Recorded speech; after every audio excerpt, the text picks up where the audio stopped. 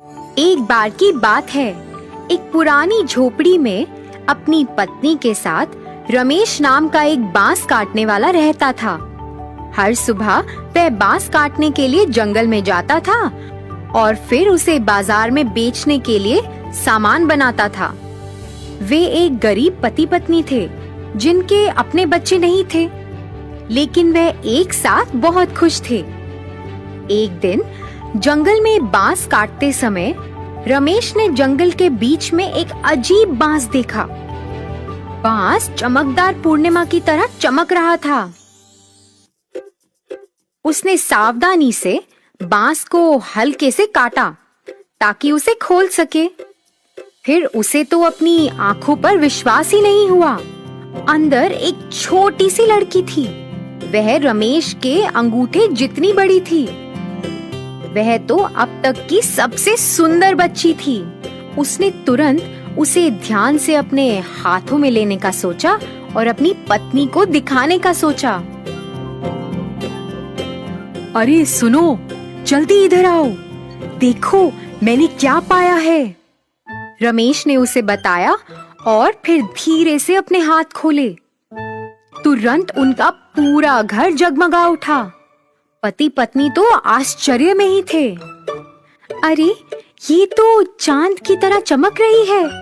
ये कितनी खूबसूरत है। हाँ, मुझे लगता है हमें इसका नाम चांदनी रखना चाहिए। पत्नी ने एक कपड़ा लिया और उस पर चांदनी को रख दिया। तभी खिड़की से एक नरम हवा चली और छोटी लड़की पत्नी के हाथों से उड़ गई। जब हवा बंद हो गई, वह छोटी सी लड़की एक बच्ची में तब्दील हो गई। दोनों एक दूसरे को देखकर हैरान रह गए। जल्द ही वह बहुत अमीर हो गए। उन्होंने चांदनी को एक शानदार जीवन दिया। कुछ ही समय में चांदनी सबसे खूबसूरत औरत बन गई थी। लेकिन बांस काटने वाले की और भी चिंताएं थी। गांव वाले उससे अपने घर की सबसे खूबसूरत लड़की के बारे में पूछते रहते थे। एक रात जब चांदनी सो गई थी तो रमेश ने अपनी पत्नी से बात की।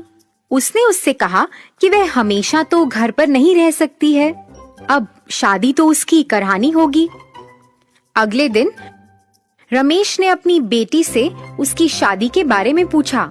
उसने उसे कहा कि नौजवान शादी करना चाहते हैं और कई लोगों ने उसका हाथ भी मांगा है। नहीं पिताजी, मैं आपके बिना नहीं रह सकती। मुझे आप अपने से दूर क्यों भेज रहे हैं पिताजी? अरे मेरी प्यारी बच्ची, मैं भी तुम्हारे बिना नहीं रह सकता हूँ, लेकिन अब तुम हमेशा तो इस घर में ऐसे नहीं रह सकती हो ना। मैं तुम्हें कभी भी अपनी मर्जी के खिलाफ शादी करने के लिए मजबूर नहीं करूँगा, लेकिन कम से कम तुम उन नौजवानों से मिल तो लो।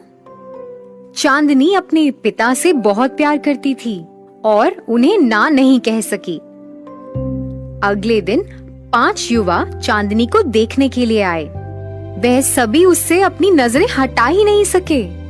वह इतनी खूबसूरत जो थी। चांदनी उन्हें देखती रही, मगर वह खुश तो नहीं थी। उसने अपनी बातों से कोई उत्साह नहीं दिखाया। मैं चाहती हूँ आप सभी अलग अलग जगह जाएं और ये चीजें प्राप्त करके मेरे पास लाएं। मैं केवल उसी से शादी करूंगी जो मेरी मांगों को पूरा करे। पहले युवा को चांदनी ने एक साधु से पत्थर का बना एक कटोरा लाने को कहा, जो चांदनी से भी ज्यादा चमके। दूसरे युवा से उसने पूर्वी समुद्र के पास सबसे ऊंचे पहाड़ के शिखर पर उगने वाले एकमात्र पेड़ की एक शाखा लाने को कहा। इसकी जड़ें चांदी की बनी होती हैं और शाखाएं सोने से बनी होती हैं। उसने तीसरे युवा से चीन जाने को कहा और आग के चूहे की खाल लाने के लिए कहा। चौथे युवा से उसने गहने लाने को कहा जिसमें 7 रंग थे। यह तो एक अजगर के सिर पर पड़ा था। आखिरी युवा को उसने एक चिड़िया लाने को कहा जिसके पेट में एक शंख है।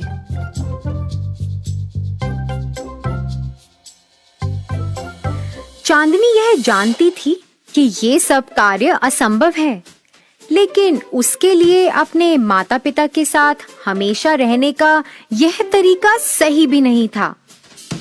ऐसे ही कुछ हफ्ते बीत गए। वह युवा तो लौटे ही नहीं। रमेश ने अपनी पत्नी को यह बताया कि किस तरह वह सभी युवा असफल रहे। बस एक ही युवा लौटा।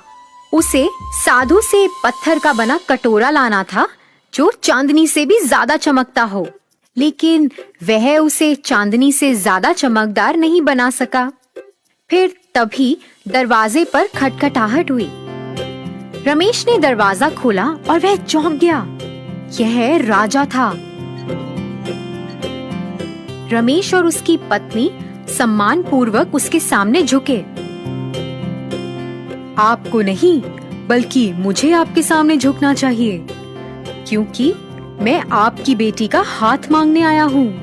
मैंने उन चीजों के बारे में सुना है जो उन्होंने मांगी हैं, और मैं उनसे बात करना चाहता हूँ और यह पता लगाना चाहता हूँ कि आपके आशीर्वाद से मेरे लिए उसके पास क्या कार्य हो सकता है। राजा चांदनी को देखने के लिए बहुत उत्सुक था और इंतजार करने लगा। जब वह अपने कमरे से बाहर निकली तो वह तो उसकी सुंदरता पे फिदा हो गया। उसने अब उससे शादी करने की ठान ली थी, लेकिन चांदनी को कुछ कहना था। देखिए राजा जी, मुझे पता है कि आप मुझे कुछ भी दे सकते हैं, मेरी सभी ख्वाहिशों को पूरा कर सकते हैं, इसलिए मैं आपसे केवल एक चीज ही मांगती हूँ। मेरी इच्छा ये है कि मैं शादी नहीं करना चाहती और आप मुझसे यह कभी ना पूछिए। यदि आप ऐसा चाहती हैं, तो मैं आपकी आज्ञा का पालन करूंगा, लेकिन क्या आप मुझे अपना दोस्त बना सकती हैं? फिर इसी तरह राजा और चांदनी दोस्त बन गए और अक्सर मिला करते थे और गपशप किया करते थे। चांदनी के पिता ने भी बाकी युवाओं को घर में आने नहीं दिया। वे अपनी बेटी को परेशान नहीं करना चाहते थे। एक रात जब वे चांदनी के कमरे में गए, उन्होंने देखा कि चांदनी खिड़की के पास बैठी थी। वह चांद को घूर रही थी और उसकी आंखों में आंसू थे। रमेश ने उससे पूछा, पिताजी, एक सपना है जो मुझे हर रात आता है। मैंने आपको कभी नहीं बताया क्योंकि मैं नहीं चाहती थी कि आप चिंतित हो। मुझे ये सपना आता है कि चांद से कुछ लोग यहाँ आए हैं और वह मुझे लेकर जा रहे हैं। और कल रात मैंने एक आवाज सुनी और उससे मुझे पता चला कि वह दिन आ गया है। इस महीने के 15वें दिन वह मुझे लेने के लिए आएंगे, तो मुझे आपको छोड़ना पड़ेगा। रमेश यह सुनकर परेशान हो गया था। उसने अपनी प्यारी बेटी को सुलाया और फिर चांद को देखा। इतने सालों में उसे पहली बार महसूस हुआ कि चांद थोड़ा सुस्त लग रहा है। वह चमकदार बिल्कुल भी नहीं है, मानो किसी ने चांद का प्रकाश छीन लिया हो। उसे अपनी बेटी की चिंता हो रही थी। उसने तुरंत राजा को संदेश भेजा और उसकी मदद मांगी। राजा ने पत्र पढ़ा और फिर कसम खा ली कि कोई भी चांदनी को उससे दूर नहीं लेके जा पाएगा। 15वें दिन राजा ने चांदनी के घर के बाहर 2000 सिपाहियों को खड़ा कर दिया। वह सब अपने तीरों के साथ तैयार थे। रमेश चांदनी को तहखाने में ले गया, जहां उसकी माँ उसके पास थी। उसकी रक्षा करने के लिए हर कोई तैयार था। तभी अचानक एक तेज रोशनी चमकी। एक सुंदर गाड़ी ने इसके आसपास कई छोटे परियों के साथ उड़ान भरी। अचानक चांदनी ने अपनी आंखें बंद कर लीं और संगीत की ओर उड़ चली। वह अपने तहखाने से बाहर निकल गई। वह अपने तहखाने से बाहर उड़ती चली जा रही थी और उसके माता पिता उसके पीछे पीछे भाग रहे थे।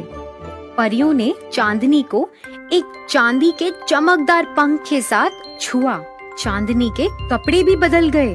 वह कपड़े सफेद रंग के हो गए थे। उसने अपनी आंखें खोली। वह अपने माता पिता के पास गई। पिताजी, आपने मेरी इतनी देखभाल की है, लेकिन अब मुझे अपना कर्तव्य निभाना होगा। मुझे अपने लोगों के पास वापस जाना होगा। चांदनी बेटा, मैं कुछ समझा नहीं। चांद सुस्त है क्योंकि मैं यहाँ पृथ्वी पर हूँ। मैं चांदनी हूँ। मैं दिन के दौरान भटक गई थी और भूल गई थी कि मैं कौन हूँ। फिर मैंने पृथ्वी पर पैर रखा था। मैं खो गई थी, इसलिए मैं आराम करने के लिए बांस के पेड़ पर बैठ गई और आपने मुझे ढूंढ लिया था। तो बेटा, अब तुम चली जाओगी? तुम क्या हमें दूर छोड़कर चली जाओगी? माँ, मैं आपको हर रात देखने के लिए आऊंगी। केवल एक दिन आप मुझे नहीं देख पाएंगे, जब आकाश में कोई चंद्रमा नहीं होगा। और राजा जी, आप मेरे सबसे अच्छे दोस्त हैं, लेकिन मुझे अब जाना होगा। चांदनी अपनी गाड़ी पर बैठी और खुशी से पृथ्वी पर अपने परिवार वालों और अपने दोस्तों को अलविदा कहा और उड़ान भरी। वह दुखी तो नहीं थी, क्योंकि वह जानती थी कि वह हमेशा उन पर नजर रखेगी। रमेश और उसकी पत्नी ने अपने आंसू पोंछे और सुंदर चांद को देखा। राजा ने भी कभी भी किसी से शादी नहीं की। हर रात वह चांद को घंटों तक घूरता रहता और अपने प्यार को देखकर मुस्कुराता रहता। रमेश ने अपने बड़े घर को छोड़ दिया और वापस अपनी झोपड़ी में चला गया। यही एकमात्र तरीका था कि रात में छत के माध्यम से चांदनी उनके घर में आ सके। बांस काटने वाले और उसकी पत्नी ने अपना जीवन शांति से व्यतीत किया।